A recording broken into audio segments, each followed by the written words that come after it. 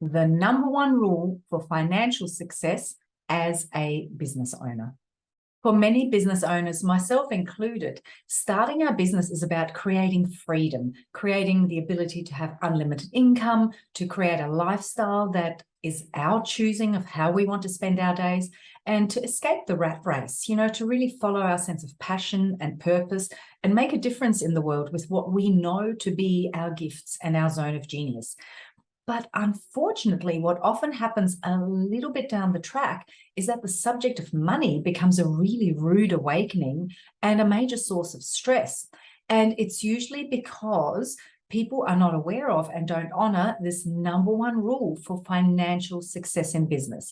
So in this episode, we're going to talk about what that rule is and give you some practical ideas and tips to really help honor that rule so your business can be a financial success from as early as possible, and so that you can avoid all of the stress that goes with worrying about money and instead just get on with building and enjoying your beautiful business. And of course, along with the stress around money come the mindset wobbles, right? Where you might start thinking that your business isn't doing well, that you're not cut out for it, that this isn't meant to be. And that can cause you to give up way sooner than you need to, when all it really takes is just a few little tweaks to honor this one very important principle. Now, if you find this content helpful, I'd love you to let me know by giving me a thumbs up, hitting the like button, and also hit subscribe and click the notification bell so that you can catch more episodes like this down the track, because this channel is all about helping you transform your money mindset and your finance, especially if you're a business owner or entrepreneur, so that you can create a state of abundance that's both internal and external.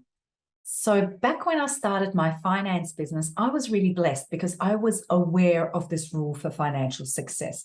And so I sat myself down and I thought, right, how can I really honor this rule and protect it and make sure that I don't do anything to sabotage both my business and my mindset? Because if you don't honor this rule, like I've already said, it starts messing with your head. And I see this a lot in my clients and students where, because they haven't really taken care of this one basic principle, it starts playing with their mindset and they start thinking that their business isn't doing well, and they start talking about giving up or getting a day job and all these things that as business owners are like, no, we don't want to go there. And they don't need to. There is absolutely no need. You just need to really become aware of what is most critical in terms of starting a business and keeping it going, especially in the early growth stages, and really protect and look after that one simple principle. What is this principle? It is simply that cash is king. When you're in business, you need to protect your cash flow above all else.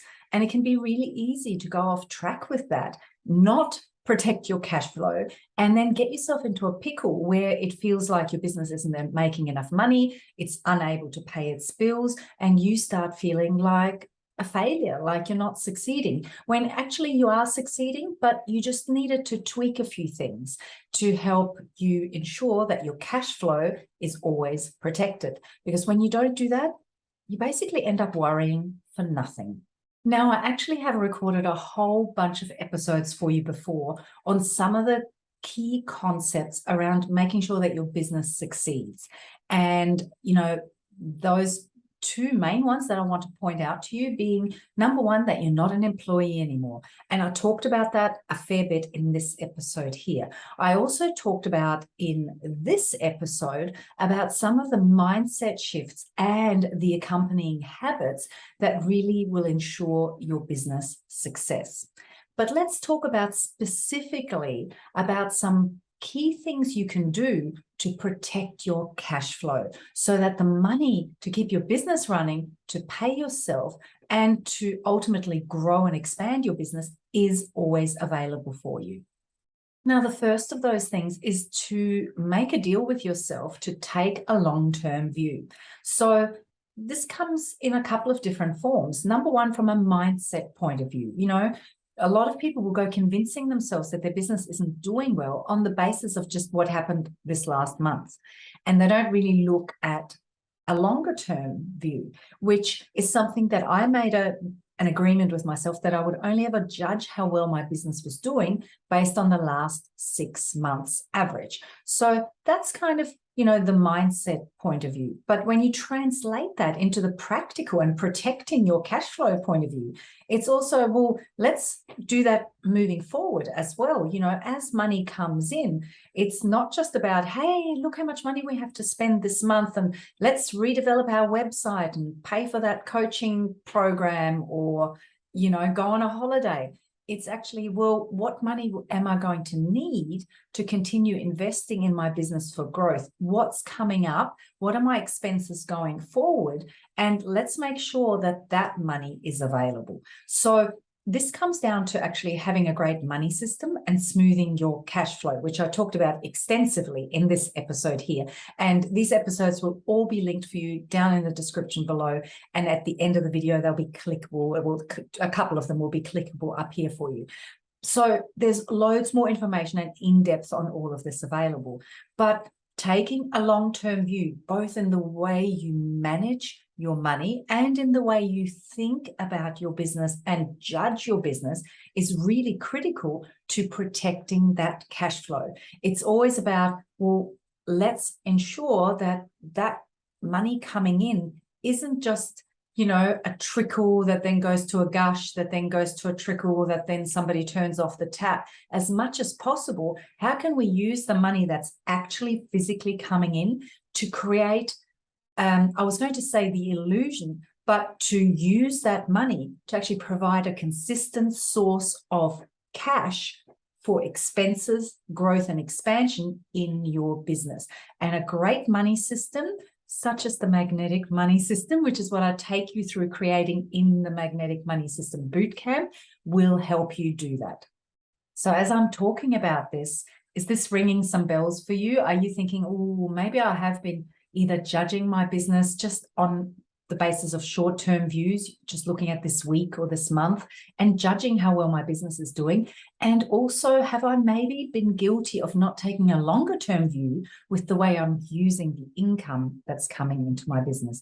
Have you been taking a long-term view or a short-term view more of the time? Let me know below. Now, the other parameter you want to get really clear on and kind of make an agreement with yourself that this is how we're going to proceed is around startup capital and the income coming in from your business. So for most small business owners and entrepreneurs, we invest personal money and funds into starting our business. So you want to be really clear on that. How is that going to work? Are you investing a lump sum that is maybe designed to keep the business going for the first 6 months, and then the business has to start taking over from there?